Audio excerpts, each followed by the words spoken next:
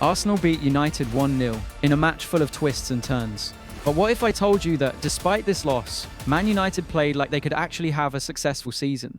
But before we get to that, we need to analyse their starting lineup. Before the match began, there was one player on the pitch that nobody expected. A player who could quietly change the dynamics of the game.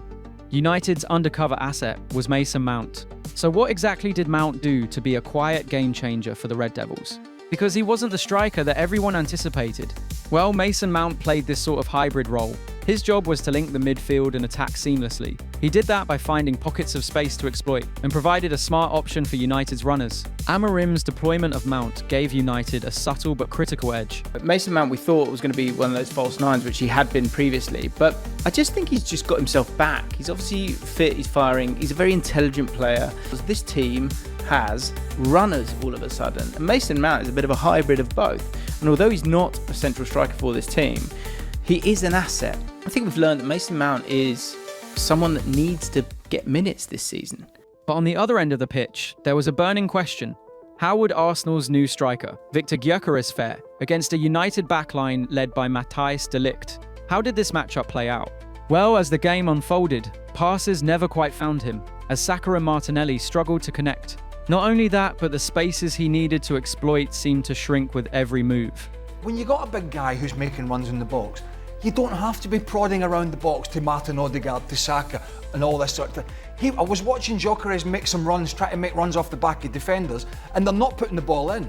It's not just about the team changing for him, it's about him changing for the team also, and understanding how he's going to perform best. The manager's going to have to implement certain things on the training pitch. He's going to have personal conversations. He looked rusty, he looked off the pace.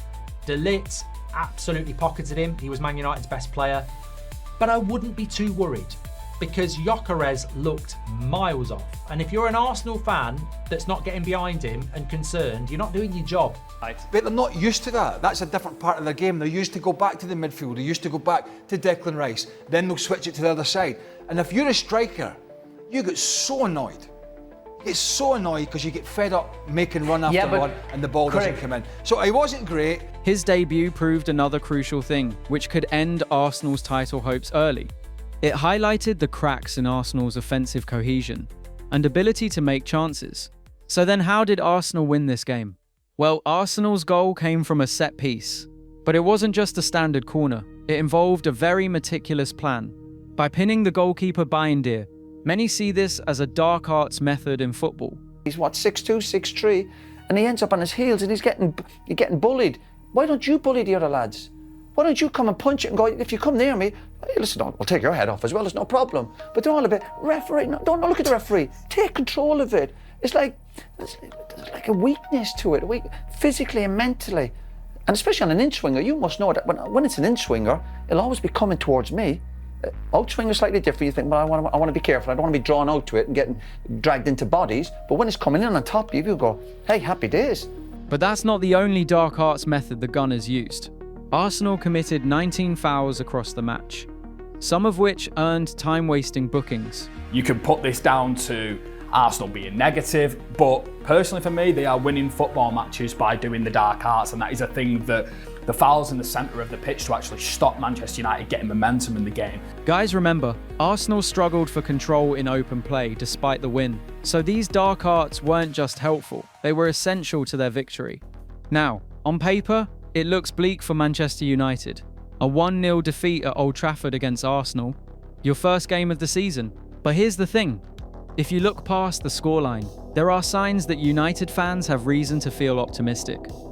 De Ligt and Yoro, I thought that Manchester United defended really well. I actually thought Casemiro and Fernandes played well in midfield, and I thought that was going to be a difficult game for those two against Zubimendi, Rice and Odegaard. I thought they could get outnumbered, but they didn't. Casemiro and Fernandes, I thought, held their own. So, you know, I think United over the course of that match, in terms of the football that they played and their performance, were probably the better team. United looked sharper, faster and more competitive than we've seen in months. Fast breaks were more frequent, pressing was more coordinated, and the front three showed early chemistry that could surprise even the best defences. One player stood out as Man United's secret weapon, Matheus Cunha, and his ability to drive at defenders and carry the ball with purpose was a glimpse of the attacking threat United have been craving for years. He showed that the pieces for a truly dangerous United attack might finally be falling into place. Cunha, excellent, man. What a... Listen, I'm telling you, Cunha, yeah, he will be a fan's favourite, bro. Man was sending people to the shops. Man sent bare man to the shops today, bro. Quality performance, ball carrying ability. Wasted for me in the central areas. You can see the qualities when he's on that left-hand side. You can see what he's about. Ball carrying, skill. That's a true Brazilian right there, mate. I'm telling you now. Joga Benito football. Cunha and Mbeumo, I think probably Mbeumo more in the first half, Cunha more in the second half, but I think they showed that they can sort of handle sort of a big game at Old Trafford. They showed they've got the quality and the ability. I thought Cunha looks a really good player. We obviously know that from Wolves, but you can see it's interesting. I actually thought that when Mount was on the pitch, they actually looked a little bit better up front in terms of connecting it. Now, obviously, Seshko had to come on and he was only on for 20 minutes and to try and sort of get that goal. But I actually thought when Mount and particularly Cunha on that side of the pitch, they looked like they did combine well with each other. Sure, they didn't create enough clear-cut chances to win. But United's ability to carry the ball quickly upfield were all up from last season. Even in a loss, the team showed undeniable progress. But where exactly does that leave Arsenal in the title race? Being really blatantly honest about it, if we was playing against a better team today, we get beat. If we play like that against Liverpool, we get beat. Do you think beat? Because I think I think a we draw would have been probably a fair. I don't know if they give the ball away too many times in areas where better teams would punish us, if I'll be honest. But when it mattered in that last 15 minutes, I felt we dug deep. We dug deep, and that was it. I turned around and said, like, this next 15 minutes will tell us a lot about us. And that, I look at that as the positive. And even Arsenal getting the one goal, obviously Arsenal, I think that's a worry when I see what Arsenal are doing. You wonder why Arsenal are just coming up short, because they're still happy enough to kind of sit in at 1-0. And then you go, is that the reason you drew so many games last year? You know, if we're comparing them to a Man City or a Liverpool, they're always thinking, let's go and get the second goal. Even on a bad day with Liverpool, you think they'll score 2 or 3 goals. So that's the challenge for Arsenal.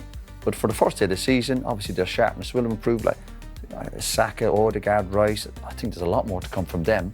But what does the boss himself have to say? That's a massive statement. Title winners, they always win, even when it's a bit ugly. Because you know that when you're not at your standards in certain aspects, which today we weren't, being fair, we can still come away and find a way to win the game. And the team has to find that resilience throughout the season for 10 months in different contexts to be able to do that. Of course, we have to improve a lot of things, and that will happen very soon. But in terms of managing to get that into a very positive result, that's a great way to do it. Arteta may have been happy, but one manager certainly wasn't. So you're not after a new goalkeeper? No. I didn't drop Onana from the squad. I didn't drop one of the other two from the squad. So it's not the case of dropping Onana. It's not putting Andre Onana with just 1 week without seeing a game, without time with training. And like you say, guys, like Tom and Altay, during the preseason, they did a good job. So just to ask a broader question, do you have no concern about the goalkeeper, the 3 goalkeepers, these are your 3 goalkeepers?